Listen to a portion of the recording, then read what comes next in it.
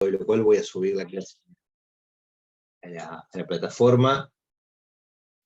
Así que en algún momento tenés que hacer otra cosa. Continúa con tus cosas, yo voy a seguir grabando y después van a tener la clase subida. Bien.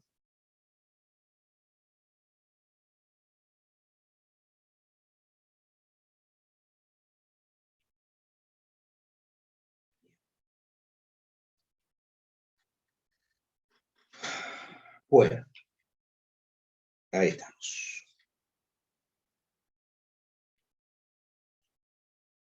Bien. Bueno, buenos días. Vamos a dar comienzo a esta cuarta clase de la materia Política, Legislación y Administración del Sistema Educativo Argentino.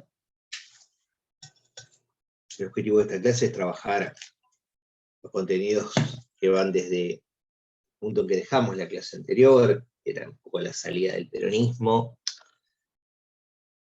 comienzo del periodo desarrollista de Frondizi, y vamos a tratar de llegar hasta nuestros días, con las limitaciones de tiempo, pero bueno, vamos a hacer el esfuerzo por tratar de llegar hasta un análisis de nuestra actual situación.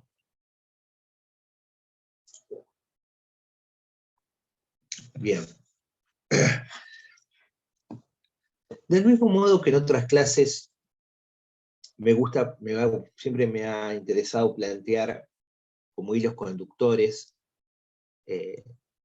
ciertos frente a frente dialécticos que se dan entre diferentes miradas que hay sobre la educación. Eso vimos cuando hablamos del principio de principalidad, el principio de subsidiariedad, ¿no? La visión laica, la visión religiosa, la visión realista, la visión idealista, ¿no? Esas cuestiones. En esta oportunidad me gustaría plantear un debate que se ha dado, en particular desde la segunda mitad del siglo XX hasta nuestros días, que tiene que ver con la centralización y la descentralización del sistema educativo argentino. ¿De qué hablamos cuando hablamos de centralización? Hablamos de que el Estado Nacional es el responsable y el planificador y el ejecutor de las políticas educativas. Y tiene tanto la responsabilidad en términos de planificación, también como las responsabilidades en términos presupuestarios, que es quien debe financiar el sistema educativo. Esto está puesto de manifiesto en la Constitución, estableciendo que es el Congreso quien debe dictar digamos, los planes de estudio, un poco lo charlamos en el segundo trabajo práctico, ¿no?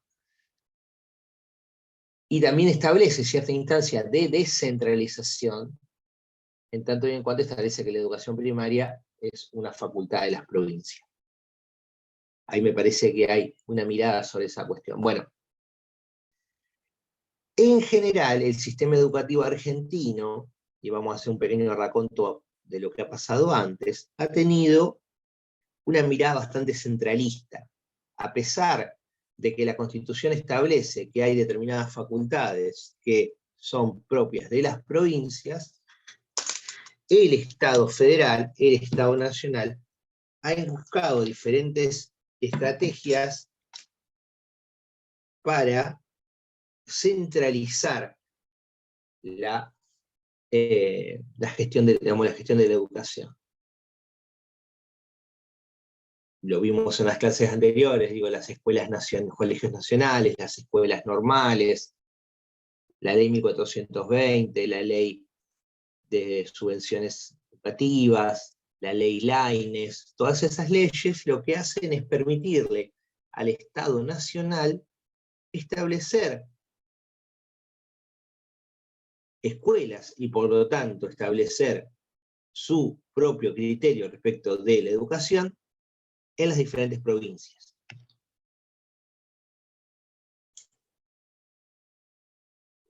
Y de ese modo se fue llevando a cabo, se fue desarrollando el sistema educativo en nuestro país. con un Estado, con una responsabilidad fundamental de los gobiernos nacionales. Bien.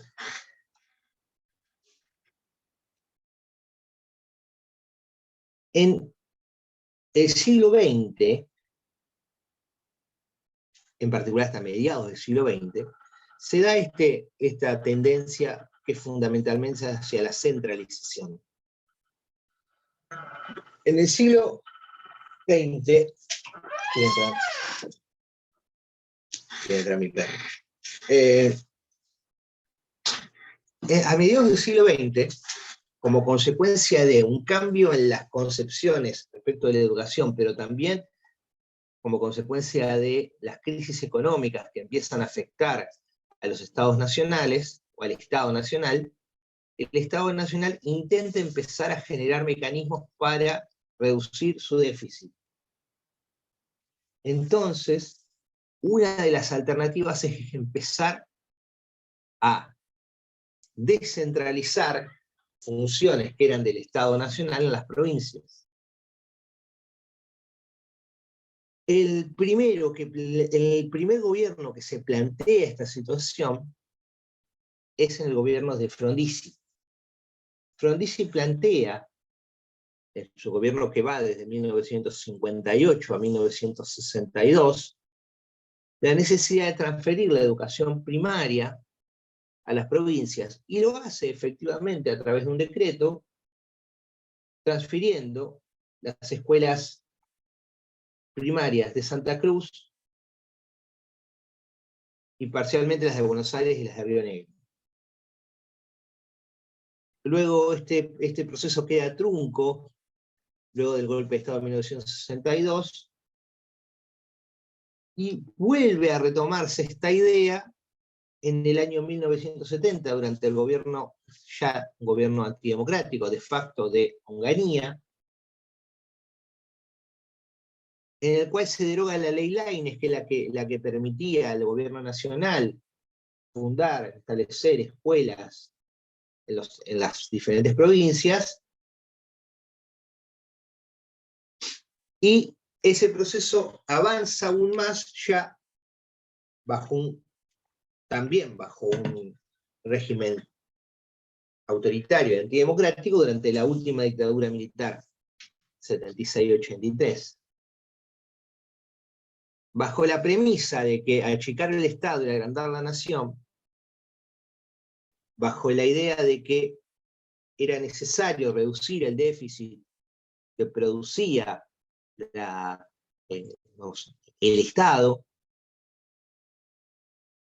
el gobierno de facto de Videla y de Martínez de Hoz, como ministro de Economía, produce la descentralización, con un argumento que también tiene que ver con la eficiencia, la calidad, y también con esta idea de que la Constitución establece, en su artículo 5, que las escuelas primarias son una facultad de las provincias. Con todos esos argumentos, se transfiere, a través del decreto de ley 8109 y 81809 y 81810, se transfieren la educación preescolar y la educación primaria a las provincias, con una característica. Esa educación, esas que son los docentes, para que se den una idea, eran 6.500 escuelas, 64.000 docentes y 900.000 alumnos. Esa transferencia se hizo sin los recursos, porque el objetivo era sacarse de encima ese gasto. Entonces se hace sin los recursos. Y eso produce un desbalance, un desequilibrio y una crisis muy profunda en las provincias, que aproximadamente pasan de tener que invertir el 14% de su presupuesto a el 20% de su presupuesto. Lo cual les produce una enorme crisis. Imagínense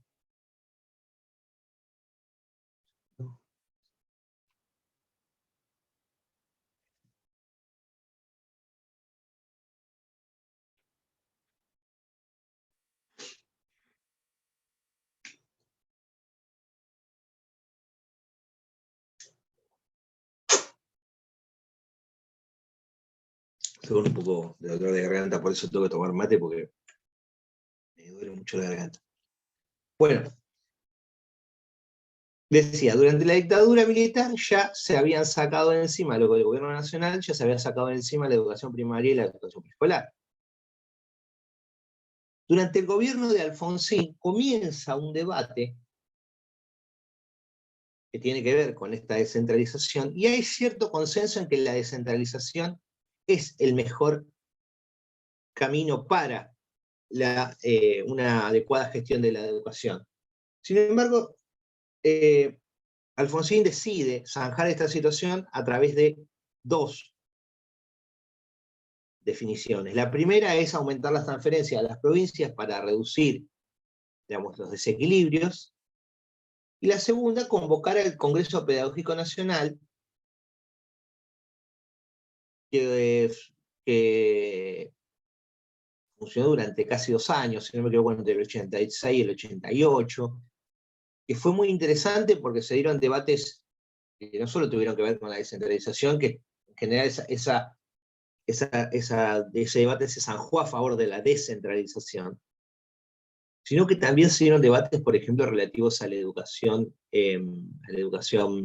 religiosa en las escuelas, y estuvo a punto de restablecerse la educación religiosa en las escuelas. Por eso ese debate del que hablábamos la clase pasada, en el cual se debatía la cuestión de la educación religiosa, de la educación laica, es un debate que aún está, o que ha seguido vigente a lo largo de los años. Además, de vez en cuando aparece, hace unos años en Salta, se restableció durante la gestión de Juan Manuel Urtubey, se restableció la educación religiosa en las escuelas como materia obligatoria. Decía, en este congreso pedagógico hay una definición respecto de que empieza a estar de acuerdo con la descentralización. En el año 1989, ya con el gobierno de Carlos Menem, habiendo comenzado el gobierno de Carlos Menem,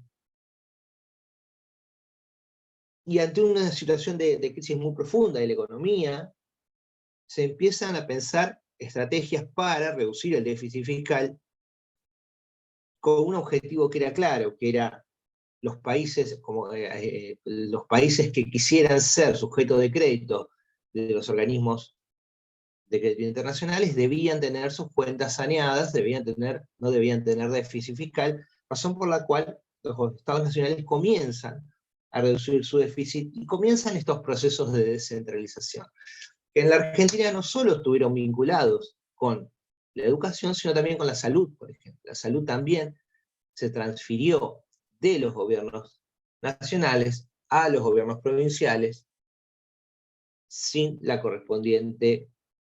sus correspondientes fondos para su financiamiento.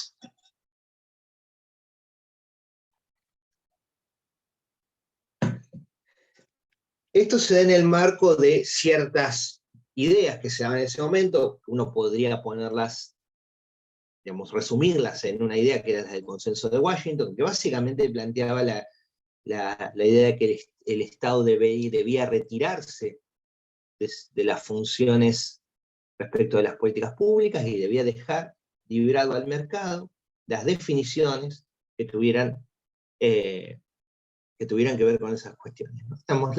El mercado es más eficiente que el Estado siempre, digamos, es una fuente de ineficiencia, y entonces, cuando el Estado se retira y el mercado define, siempre lo hace de un modo eficaz, y siempre lo hace de un modo eficiente. Entonces, con ese criterio, se comienza un proceso que,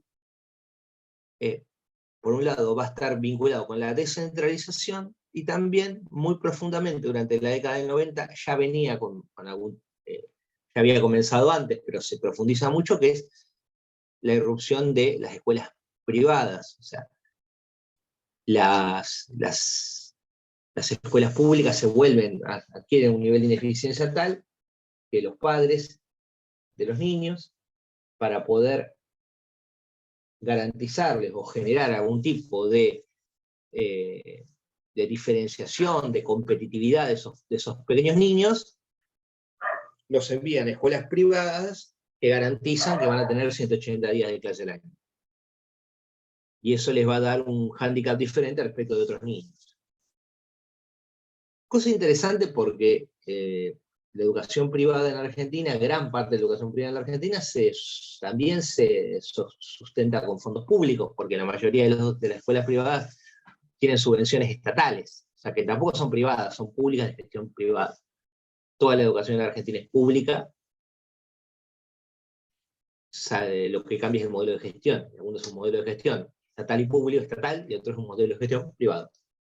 Pero a los docentes les paga, a la mayoría de los docentes les paga el Estado.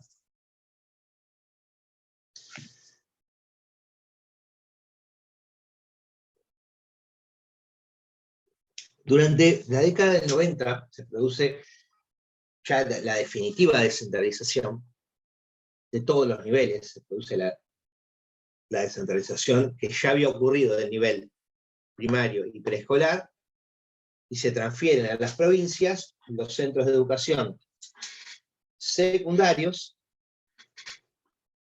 ¿no? A través de la Ley de Transferencia de los Servicios Educativos 24049, se produce también la transferencia de de educación superior no universitaria, digamos, los colegios terciarios, que también pasan a las provincias, ¿no? Y lo único que no se transfiere, porque no era potestad de las provincias ni del Estado Nacional, porque son autónomas, son las universidades que continúan con su autonomía,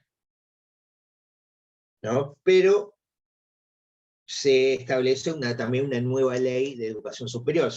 Básicamente hay tres leyes que son fundamentales en la década del 90. La ley de transferencia de los servicios educativos, que transfirió 2.000 escuelas, 72.000 docentes y 700.000 estudiantes de educación secundaria y terciaria, ¿no? Los colegios nacionales, los colegios normales, los colegios de escuelas técnicas, todas esas escuelas que eran nacionales. En San Nicolás teníamos la ENET 1, la ENET 2, Colegio Nacional, Colegio Normal, bueno, todas esas que eran nacionales pasan a ser provinciales, y hoy son escuelas provinciales. Se establece la Ley Federal de Educación. La Ley Federal de Educación viene a regular todos los niveles, ¿no? El nivel inicial, regulado en un esquema en 5 niveles: inicial, educación general básica, polimodal, superior, no universitario y cuaternario. Es algo interesante porque hasta ese momento, salvo la educación primaria, no estaba regulada a través de una ley. Se había hecho a través de reglamentaciones, pero digamos, la ley 1420, que era la vieja ley 1420 de 1884, regulaba la educación primaria. Bueno, la Ley Federal de Educación lo que va a hacer es regular todos esos niveles, y va a producir, y después hay otra ley, que es la Ley 24551, que es la Ley de Educación Superior, ¿no? Que va a regular la educación superior no universitaria. Esta Ley Federal de Educación, sobre todo, tuvo algunos problemas. En primer lugar, no mejoró la tasa de egreso, y se produce una desarticulación entre los contenidos educativos y el mercado laboral, que también estaba en crisis, y eso produce dificultades para la inserción laboral de los alumnos, ¿no? También produce profundas desigualdades en el acceso de inclusión al tercer ciclo del EGB y el polimodal. Costaba mucho articular ese proceso de pase. Hay una cuestión ahí que era muy particular y que seguramente algunos de ustedes lo vivieron, yo soy del viejo sistema, que era la primarización del secundario. ¿Qué significaba eso? Que se establecía que el primero y segundo año del secundario pasaran a ser el octavo y el noveno año de la educación general básica. Como, por decirlo de alguna manera, los que primer y segundo año secundario pasaban a lo que antes era, en un esquema similar al que antes era la primaria. Y ponía en escuelas primarias a coexistir en un mismo ámbito a niños de 6 años con adolescentes de casi 15. ¿No? Desde el primer año hasta octavo año. Entonces se producían situaciones que eran complejas, porque no son las mismas realidades, y el sistema anterior, el sistema del colegio secundario, tenía, de alguna manera, contemplaba mejor ese pasaje, digamos. Ya los adolescentes estaban en un lugar y los niños estaban en otro lugar, si bien todos son niños, son niños hasta los 18 años. ¿No? Hay en ese momento también, digamos, a la luz de los problemas que había, de los problemas que había en términos económicos, ya con una mayor desocupación, con una situación de crisis muy profunda, sobre todo en la segunda mitad de la década del 90, se produce un efecto de desaliento en las escuelas, porque la escuela ya se deja de ver como un instrumento de ascenso social, como una herramienta que permite ascender o permite tener mayores recursos para insertarse en el mercado laboral, para seguir estudiando. También producto de la crisis se cierran escuelas técnicas, se cierran las escuelas polimodales, que serían como el viejo secundario, y se reduce la oferta educativa. En el año 1999 se produce un conflicto, comienzan ya durante la década de 90 una serie de conflictos docentes que explotan en el año 99, 98 con la Carpa Blanca. 98, o 97, o sea, la segunda mitad de la década de 90 comienza esa Carpa Blanca, que era una carpa que estaba establecida, si no me equivoco, en la Plaza de los Dos Congresos, o en la Plaza de Mayo, la Plaza de los Dos Congresos. Y comienza como reclamo de los docentes, que pedían básicamente mejores salarios, porque los salarios habían quedado muy atrasados respecto de otros momentos de la docencia y de otros trabajos que se llevaban a cabo en el mercado laboral. Siempre cuento una anécdota. Mi suegra en ese momento era profesora de matemática, y a ella entonces dejaba a sus hijas pequeñas para ir a dar clase, y le salía más caro pagarle a la niñera que le cuidaba a las hijas que lo que ganaba como docente.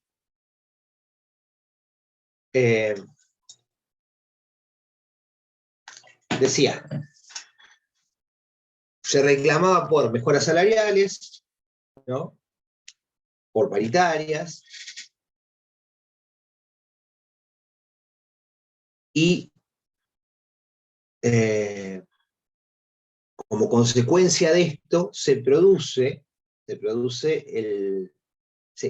en el año 1999 como una medida paliativa el Fondo de Incentivo Docente, que lo que hacía era pagar un porcentaje de incentivo docente, que eran por cargo, pagaban hasta 2, le pagaban el incentivo docente a los docentes que estuvieran hasta 2 cargos, ¿no?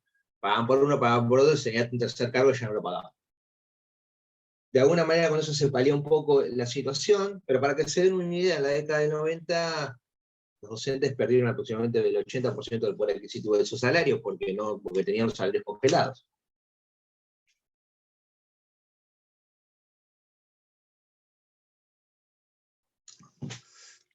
Durante el gobierno de Fernando de la Rúa se crea el Fondo de Incentivo Docente.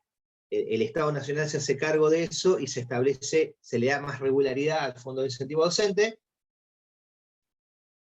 y durante este gobierno en particular se producen una serie de reclamos, en particular vinculados al sector universitario. Recuerdan, no sé si lo recuerdan, durante su breve periodo como ministro de Economía, el actual diputado Ricardo López Murphy intentó reducir el presupuesto de las universidades públicas, lo cual produjo el descontento y el posterior levantamiento de los estudiantes, era uno de ellos en ese momento, y produjo que en menos de un mes el ministro saliera disparado y tuviera que renunciar.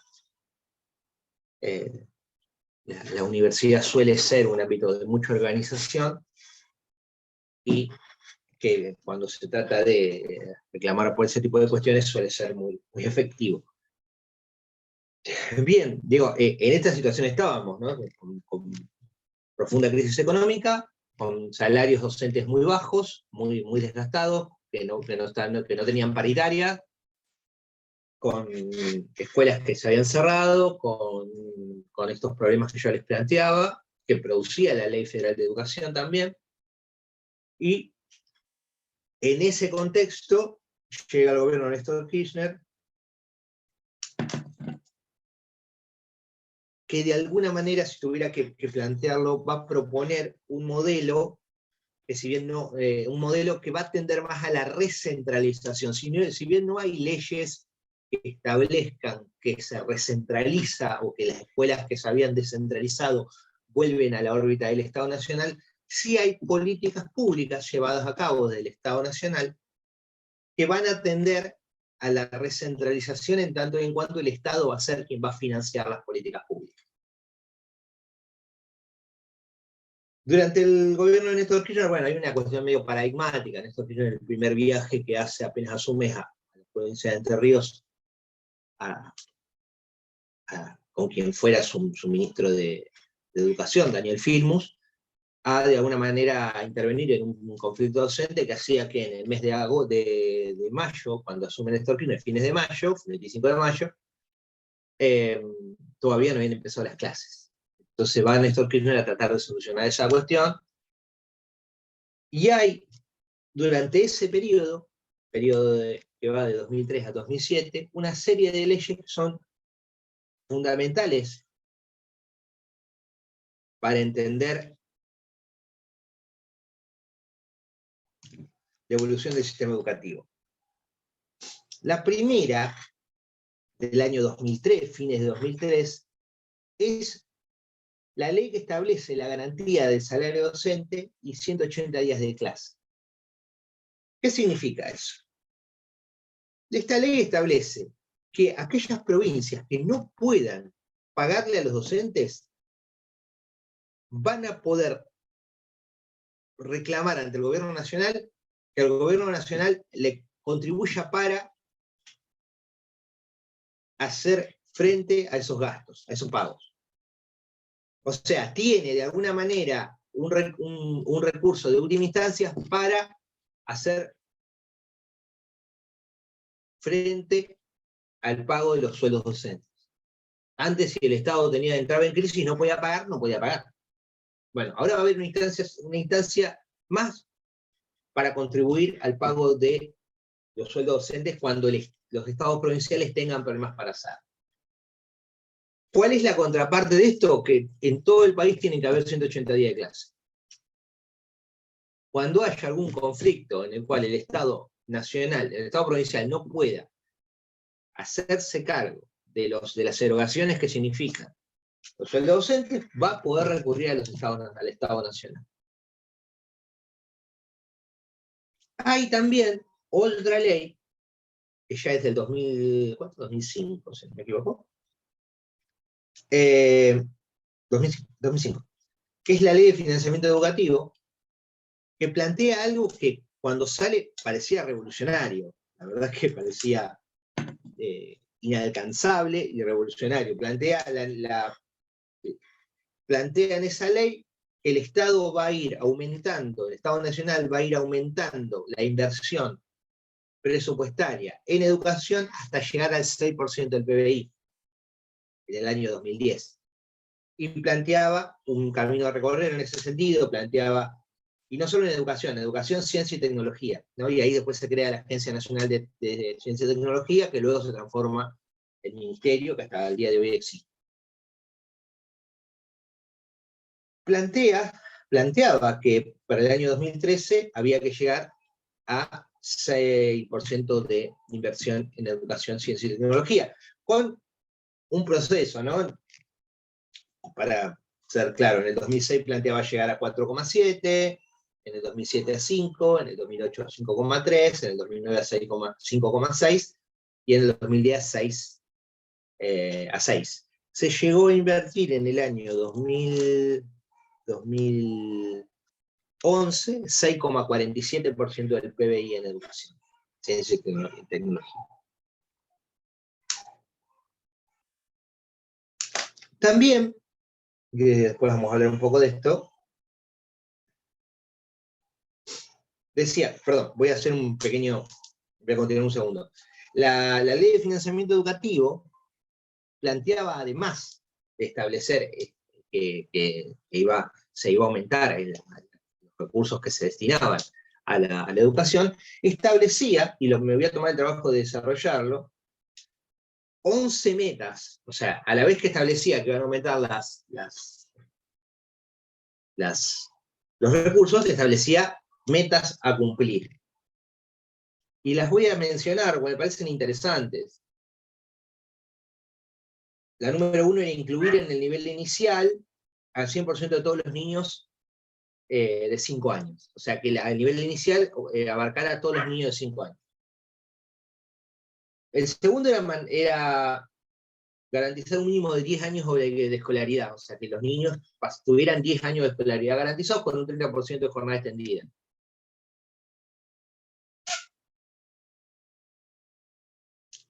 Hay también ahí en el punto 3, promover acciones para garantizar la inclusión y la permanencia escolar.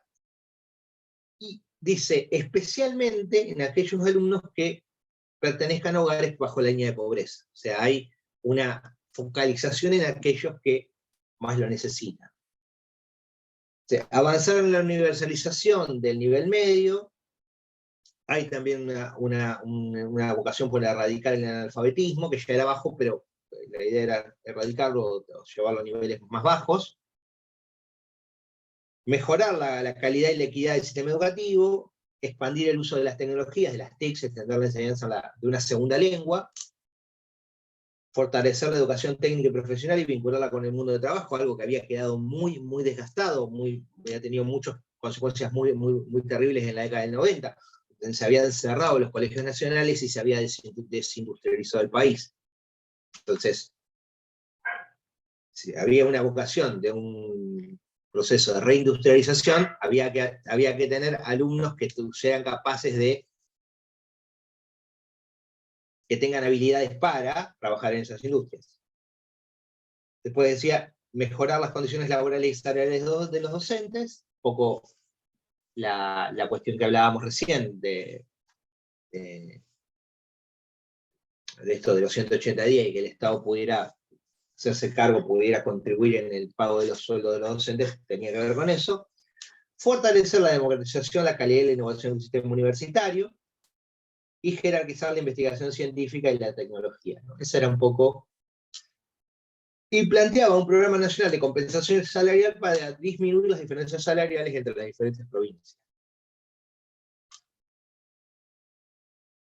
Otra ley que es fundamental en esta etapa es la Ley de Educación Nacional, que lo que va a hacer es reemplazar a la Ley de Educación, la Ley Federal de Educación de la década de 90, que tuvo todo un proceso de debate muy interesante que se llevó a cabo en foros, que también se podía hacer propuestas a través de internet. La verdad que fue una de las primeras leyes que se debatió arduamente, se debatió con los sindicatos, con las universidades, con los diferentes, con los representantes de las diferentes provincias. Y ahí se plantea algo en esa ley, de alguna manera vuelve a esta idea de centralización, en tanto y en cuanto plantea que el Estado Nacional y las provincias, de manera concertada y concurrente, son los responsables de planificar, organizar, supervisar y financiar el sistema educativo en todos sus niveles y modalidades. Estado Nacional y provincias.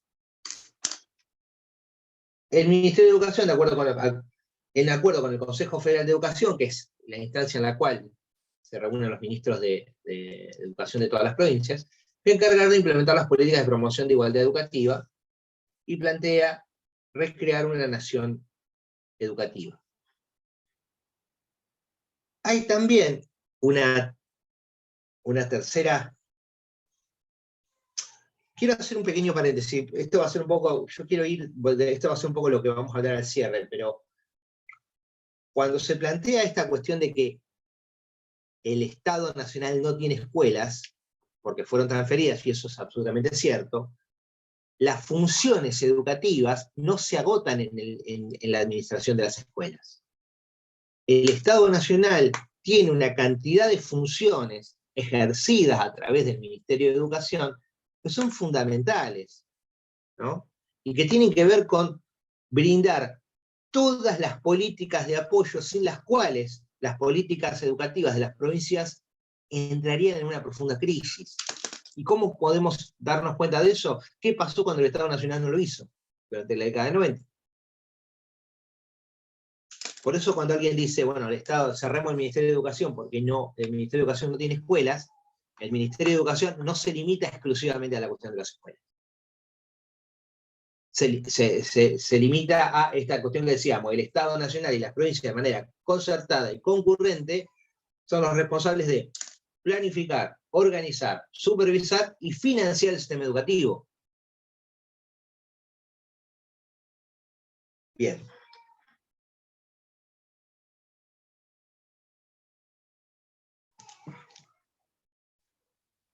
En otra ley que es fundamental, la vamos a pasar así rápidamente, que es la ley de educación técnico profesional, que yo les decía, se plantea nuevamente restablecer un sistema de educación técnica que había sido devastado en la década del 90. Se crea mínimamente unas pequeñas apostillas, se crea el Registro Federal de Instituciones Técnico Profesionales, se crea el Catálogo Nacional de Títulos y Certificaciones, que lo que hacía era permitir el homologado en las diferentes provincias de los conocimientos adquiridos en las escuelas técnicas. Entonces, si uno estudiaba en una escuela técnica en Santa Fe y se mudaba a Mendoza, podía homologar los conocimientos para poder ejercer con su título de técnico en esa provincia. Y también crea el Fondo Nacional de Educación Técnico Profesional, al cual le va a garantizar el 0,2% del presupuesto nacional. Voy a... un autor que después yo les voy a subir el material que yo utilicé para formular esta clase, creo que les puede servir. Hay un libro muy interesante, bueno, más allá del de Puigros que venimos trabajando, un libro que acaba de salir hace poco, el año pasado o el anteaño salió, de quien hoy es el ministro de Educación de la Nación, Jaime Persic, quien fuera durante muchos años el rector de la Universidad Nacional de Burlingame, y también fuera funcionario del Ministerio de Educación durante la gestión de Alberto Sileoni, que habla sobre su tesis de maestría, donde desarrolla las políticas educativas llevadas a cabo durante los gobiernos entre 2003 y 2015. Y se los recomiendo muchísimo, se los voy a subir, y está re bueno ese texto. Les voy a subir un texto, ese texto, más otro texto de Flavia Terici, más un texto muy interesante de una autora de apellido Rodríguez, que habla sobre las políticas educativas llevadas a cabo entre el 2016 y el 2019.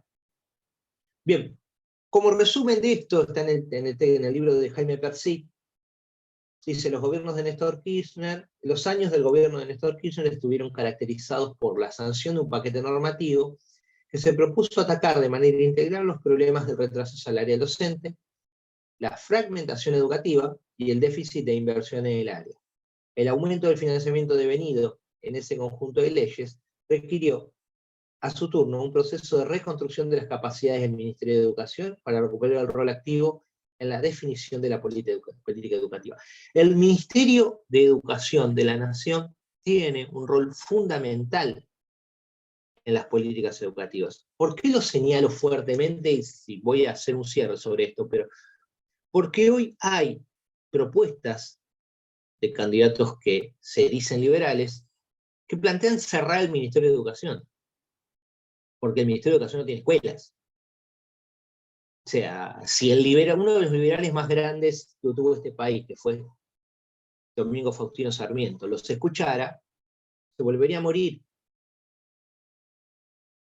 Porque si hubo alguien que fue liberal fue Sarmiento, y si hubo alguien que desde el Estado Nacional, desde el Ministerio de Educación de la Nación, desde los lugares en los cuales le tocó, desde la Presidencia de la Nación, desde la Dirección General de Escuela de la Provincia de Buenos Aires, que pensó la educación pública, fue Domingo Faustino Sarmiento. Si el viejo Sarmiento se despierta, se muere de ver cómo gente que se dice liberal plantea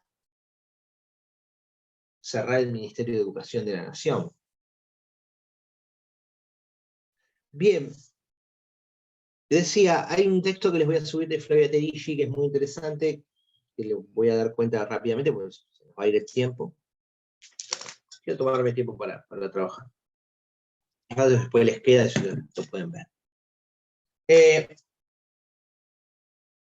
Flavia Tedischi plantea que durante la gestión que va desde 2003 a 2011,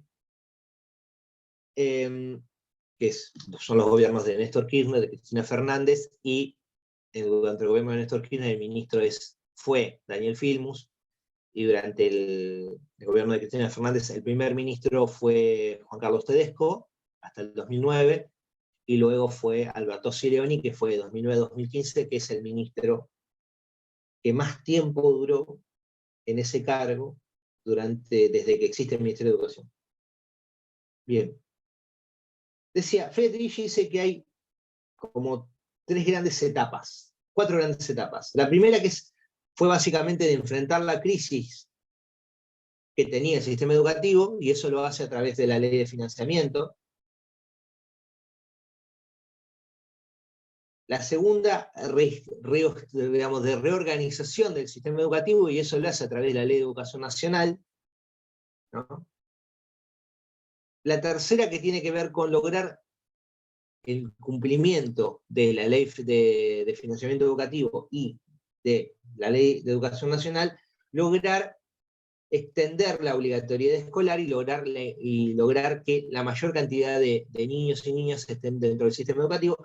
Y en cuarto lugar, en un proceso que va fundamentalmente después del año 2009, proceso de inclusión educativa, donde el Estado ya no solo va a garantizar el sueldo de los docentes, sino que va a empezar a llevar a cabo políticas públicas, y las va a mencionar Flavia Tedischi, en las cuales va a empezar a intervenir sobre la educación. O sea, va a crear el canal Encuentro, va a crear Paca Paca, va a crear después la plataforma Educar, va a hacer el plan Conectar Igualdad, va a hacer todos los planes que tienen que ver con la producción y el reparto de libros, de material educativo. Todas esas políticas, luego durante el año 2014 el plan Progresar, que lo que hacía era de alguna manera permitir que los alumnos que estaban en la última etapa de su formación, ya sea secundaria o universitaria, pudieran tener algún tipo de apoyo para poder continuar los estudios.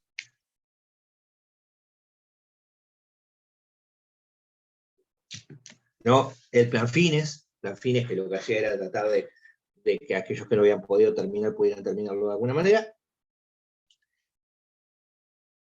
Y decía que la cuarta etapa es una etapa de inclusión educativa a través de diferentes políticas públicas llevadas a cabo por el Estado Nacional. Las cuestiones pendientes, hay una cuestión ahí que tiene que ver con unas profundas diferencias entre las provincias. Hay provincias en las cuales los sueldos son mejores, otras que son peores, que la educación es mejor, que la educación es peor, y de alguna manera no hay un estándar en ese sentido. Hay provincias donde hay problemas muy serios. La provincia de Chubut es un ejemplo clarísimo en ese sentido, ¿no? Hay también la necesidad de revalorizar la carrera docente en términos del recorrido, en términos del sueldo, en términos de la formación, ¿no? Y se termina este periodo sí con un déficit a nivel secundario, en particular en los indicadores de desempeño, y en especial en la vinculación de la educación con el mundo del trabajo. Algunos números que nos pueden servir para entender en qué situación estábamos. y en qué situación, a qué situación se llegó en este periodo.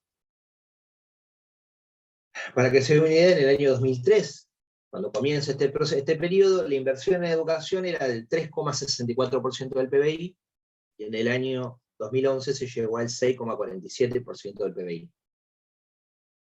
En el año 2011 teníamos un analfabetismo, en 2001, perdón, en el censo del 2001, tuvimos un analfabetismo del 2,6, en el año 2010 se llegó a un analfabetismo de 1,9. La asistencia escolar de niños en edad de 4 años, en el año 2001 era de 48%, en el año 2010 era de 70%. Ahí hubo un salto de calidad muy grande, de cantidad, mejor dicho, cuantitativo muy grande. La asistencia escolar de niños de 5 años, que es lo obligatorio, en el año 2010 era de 91,1. En el año 2000, o sea, en relación al primario completo en la edad prevista, o sea, terminar el primario en la edad prevista, en el 2001 era de 86,6 y en el año 2010 fue de 91,2. La asistencia escolar de niños entre 12 y 17 años en el año 2010 era de 89%. La asistencia secundaria entre niños de 12 a 17 años era del 82%, y la población con secundaria completa en el año 2001 era de 8.600.000 y pasó en el año 2010 a 12.159.000. Son un poco los números de este proceso.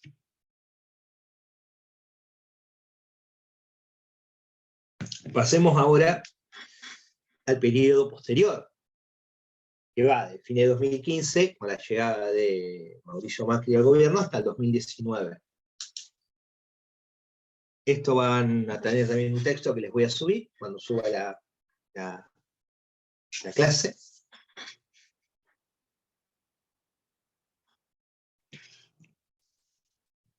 Mauricio Macri gana las elecciones y llega al gobierno nombrando como ministro de Educación a quien fuera su ministro de Educación desde el año 2010, Esteban Bullrich, que es licenciado en sistemas, ingeniero en sistemas, licenciado en sistemas, formado en la universidad privada, con un título de posgrado en una universidad privada de los Estados Unidos. Y plantea, por ejemplo, durante su campaña, construir 3.000 jardines de infantes, plantea la continuidad de determinados programas del Estado Nacional, como por ejemplo el Conectar Igualdad, el programa que se va a repartir creo que 4,5 millones, 5 millones de computadoras a los niños de primaria y secundaria, y a los docentes también. Hay muchos docentes que todavía trabajan con esas computadoras. Bien, lo primero que llama la atención de la gestión de Mauricio Macri es que al comenzar, todos los gobiernos cuando comienzan dictando una ley de ministerios, que es la ley, de alguna manera, que es decir, bueno, ¿cómo voy a organizar mi gobierno? Y en el decreto 13, de que es los primeros decretos que emite Mauricio Macri, establece que el Ministerio de Educación de la Nación, ¿no?, se va a regir por la Ley Federal de Educación, en cumplimiento de la Ley Federal de Educación, la Ley de Educación Superior y el Pacto Federal Educativo. ¿Qué hacía con esa declaración? Decir, vamos a retrotraer, vamos a organizarnos con la normativa anterior a la vigente. O sea, desconocía la existencia de la Ley Nacional de Educación, desconocía la ley, la vigencia de la ley, de todas las leyes de las que estuvimos hablando previamente. Rápidamente el ministro Bullrich dijo que había sido un error, que lo iban a subsanar, pero ahí había dos posibilidades: o no sabían de lo que estaban hablando, o realmente estaba la vocación de que el sistema educativo volviera a esos estándares de la Ley de Educación de la Ley de Educación, de la Ley de Educación de 1995. Una de las primeras cosas que se hacen en el mes de febrero de 2016 es dar de baja todos los contratos de asistencia técnica con las universidades, y el Estado, el Ministerio de Educación denuncia por malversación de fondos a 52 de las 55 universidades públicas de la Argentina. No recuerdo cuáles son las que no fueron denunciadas. En un proceso en el cual se hablaba de eficiencia y eficacia y el aumento de la calidad y toda esa cuestión, y que además se reducían los contratos de asistencia técnica, se aumentaba la cantidad de secretarías, subsecretarías y direcciones dentro del ministerio.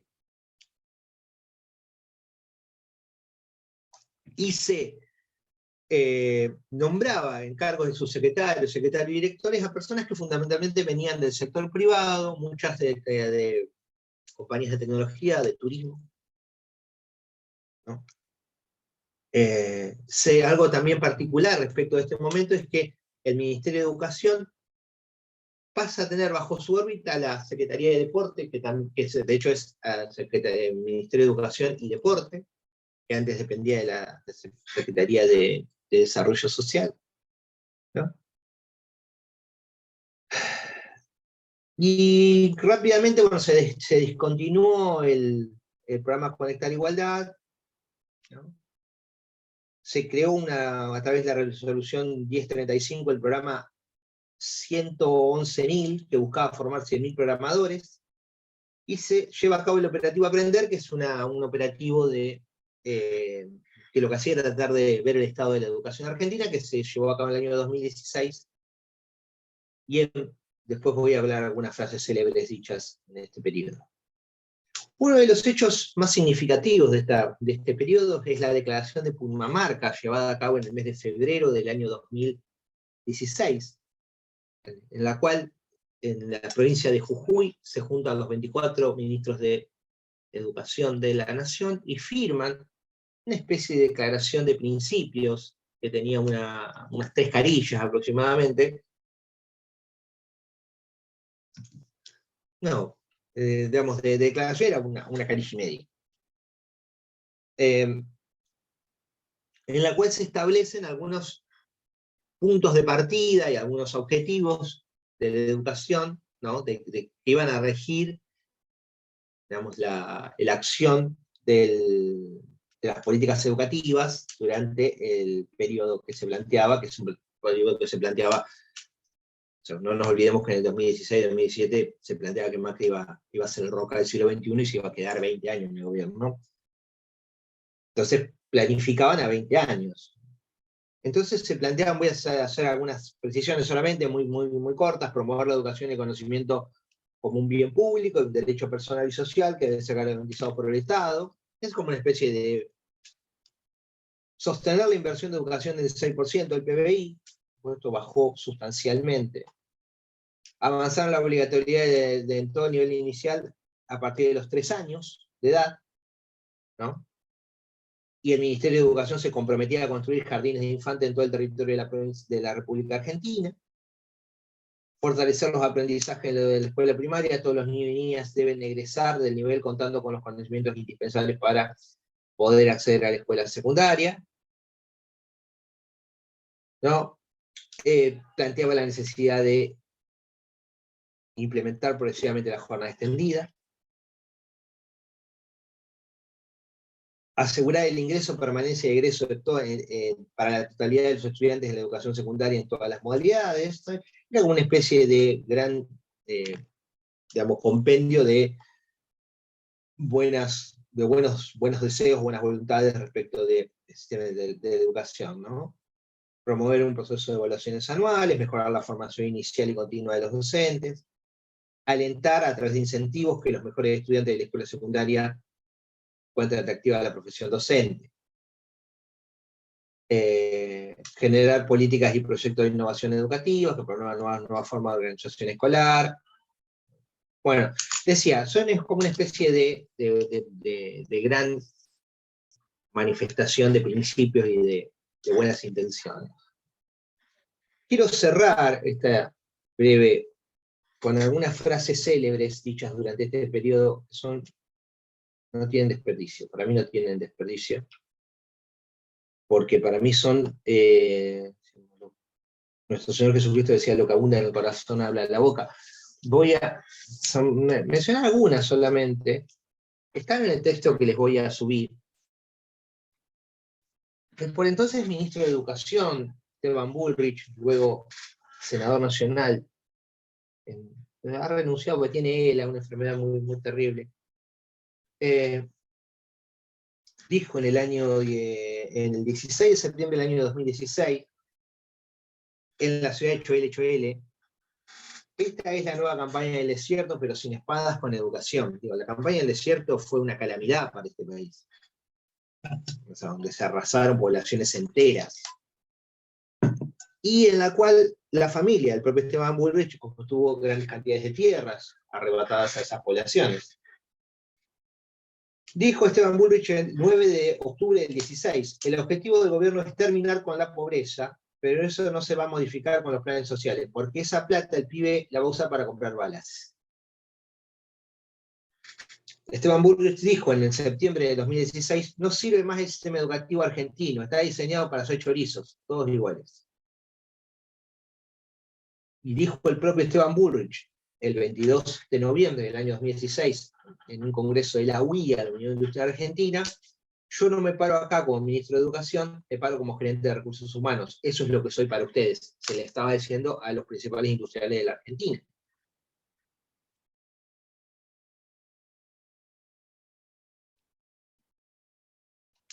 María Eugenia Vidal, gobernadora de la provincia de Buenos Aires, dijo en una reunión del Rotary Club, si no me equivoco, un almuerzo del Rotary Club, se pregunta, ¿es de equidad que durante años hayamos poblado la provincia de Buenos Aires de universidades públicas, cuando todos los que estamos acá sabemos que nadie que nace en la pobreza llega a la universidad?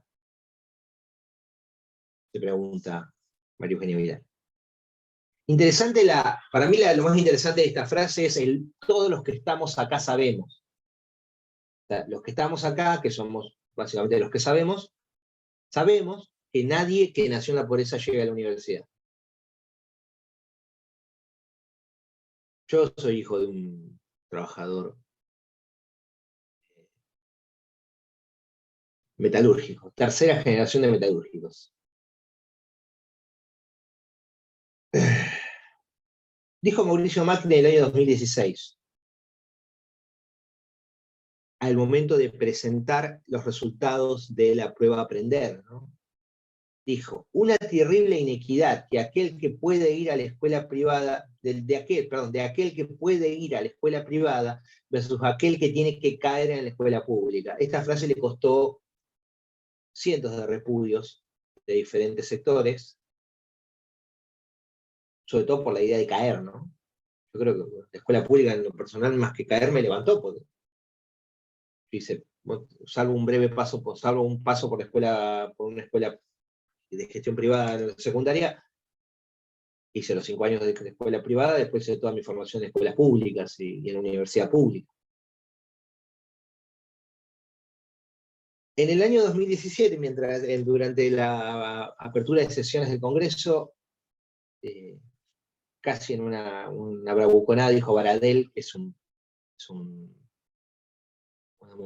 secretario general de un gremio sindical, de un gremio docente, Baradel no necesita que nadie lo cuide. Casi era como una especie de amenaza. Y actualmente el propio Mauricio Macri plantea un proyecto, una idea de declarar la educación como servicio estratégico esencial. Esto es un tuit de Macri. Declarar la educación como un servicio estratégico esencial significa que no puede interrumpirse nunca, incluso cuando un gremio decide parar. Acompaña el proyecto para asegurar que los chicos no pierdan un solo día de clases. O sea, la idea de declarar los servicios esenciales de educación haría que sea imposible parar, sea imposible establecer la medida de fuerza. Bien, con esto quiero de alguna manera terminar con esto que veníamos hablando. Quiero, para mí, hacer un fuerte énfasis en una cuestión que quiero dejar claro, porque creo que hoy hay una vocación de de volver hacia ese proceso de descentralización, tal vez ya no hacia las provincias, sino hacia el sector privado. Esta idea que yo planteaba hoy, que va a estar para mí muy presente en los debates educativos del próximo año, de como el Estado Nacional no tiene escuelas, el Ministerio de Educación no tiene sentido. Y como yo ya me he dedicado a demostrar o a mostrar en esta breve digamos, exposición que he hecho durante esta hora, el Estado Nacional, en cumplimiento de leyes que están vigentes, en cumplimiento de la Ley de Financiamiento Educativo, en cumplimiento de la Ley de Educación Nacional, en cumplimiento de la Ley de Educación Técnico Profesional, lleva a cabo políticas públicas sin las cuales la educación no sería eficaz. No habría política educativa sin la intervención del Estado Nacional. Razón por la cual es necesario defender y cuidar esa cuestión, porque es a todos los que abrazamos la profesión docente, los que amamos la educación pública, entiendo que es necesario defender eso. Y señalando otra cuestión, ¿no? Los que sean docentes en educación privada, no se olviden que el Estado también les paga sus salarios, a través del sistema de subvenciones, y está muy bien que así sea. Pero en Argentina hay muy pocas escuelas que son 100% privadas. Bueno, voy a concluir acá. Les mando un abrazo a todos y todas. Ha sido un placer acompañarlos en este proceso.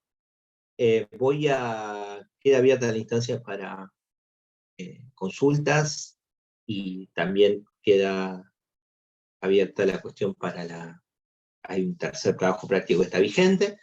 Les pido que si alguno no llegó a cumplimentar con la fecha del trabajo, continúe trabajando, y antes de no más de 15 días estén todos los trabajos terminados, porque la universidad me va a exigir que les envíe las notas, digamos, las planillas con las notas, razón por la cual les pido que le pongan pilas a eso. Y cualquier duda, cualquier situación, cuentan conmigo para cualquier consulta. Les mando un fuerte abrazo a todos y todas. Voy a concluir con la